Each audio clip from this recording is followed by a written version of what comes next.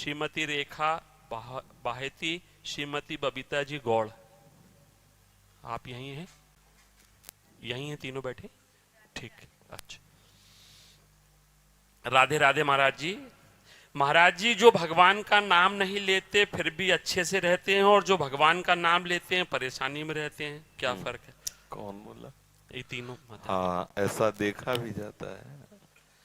क्या होता है कि जैसे कोई प्रभु का नाम जप नहीं कर रहा और बड़ा लौकिक पदार्थों से भरा पूरा देखा जाता है, सुखी देखा जाता है, तो उसमें हमारे भागवतिक विधान में एक सिस्टम है। जो भगवत मार्ग से विमुख आचरण, पापाचरण, अधर्माचरण करता है और आपको सुखी नजर आ रहा हो, तो उसके बहुत थोड़े पुण्य हैं। उनको भुगाने के लिए पहले हमारे संविधान, भागवतिक संविधान में उसके पुण्य नष्ट कर, क्योंकि जब उसे दुख मिलेगा तो पुण्य उसका सहयोग कर देगा, इसलिए पहले उसके सहयोगी का नाश किया जाता है। उसका सहयोगी जो सुकृत है उसको दे दिया गया। अब वो पापाचरण में और उन्मत्त हो गया। अब उसके वो सुकृत चल रहे हैं, इसलिए उसे जुकाम भी नहीं होगा। अब वो सोचता है कि कुछ नहीं, कोई निर्णय नहीं, कोई भगवान नहीं, मनमानी पापाचरण करो, खूब मौज से रहो, और वो सुकृत उसके नष्ट हो रहे हैं। और जिस दिन उसके सुकृत नष्ट हुए फिर मिटिया मेट होते हुए देखा है। शास्त्रों का विधान तो है ही, हमने देखा है। एक ठाकुर रामबली सिंह जमींदार आसपास बंदूक लेके चलते, ऐसा बच्चापन में उनको देखा हमने।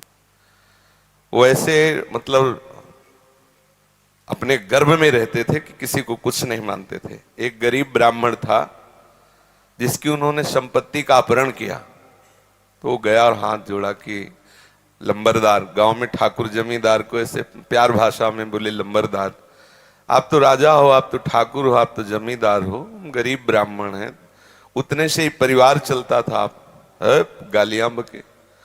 उन्होंने पैर छुआ ब्राह्मण ने ऐसे और रो दिया और वापस आ गया। जानते हो, आज उनके कुल में कोई पानी देने वाला नहीं। कुछ ही दिनों में बड़ा लड़का भयंकर कैंसर से बीमार हुआ, मर गया। दूसरा दिमाग खराब हो गया, तीसरे की टांग टूट गई, चौथा लेबरी करके उनको जो खवाने वाला था पीलिया हो गई। और आप अफीम के इतने नशेबाज बन गए कि धीरे धीरे सब, जहां उनके आगे पीछे बंदूक लेके चलते थे वहां मक्खी उड़ाने वाला कोई नहीं रहा, और एक पशु की तरह मरे जब कोई फेंकने वाला नहीं, ऐसी स्थिति।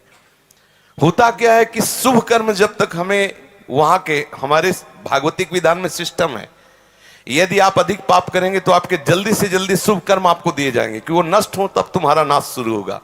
और जब आप भागवतिक कार्य करते हैं तो देख लिया गया ना कि आप संभल रहे हो, तो आपको कोई बाधा ना पहुंचा सके, इसलिए आपके जो पाप कर्म है उनको फेंक दिया गया कि उधर से खाली करो।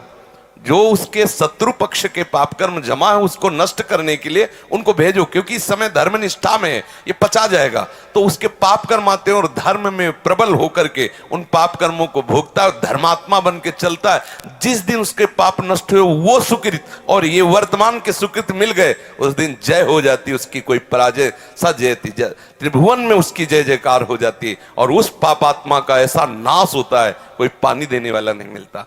ऐसा नहीं है कि पापी पुरुष मौज से है और धर्मात्मा कष्ट से है, उसके रहस्य को नहीं जानती इसलिए तुम्हें ऐसा लगता है। समझ पा रही हो?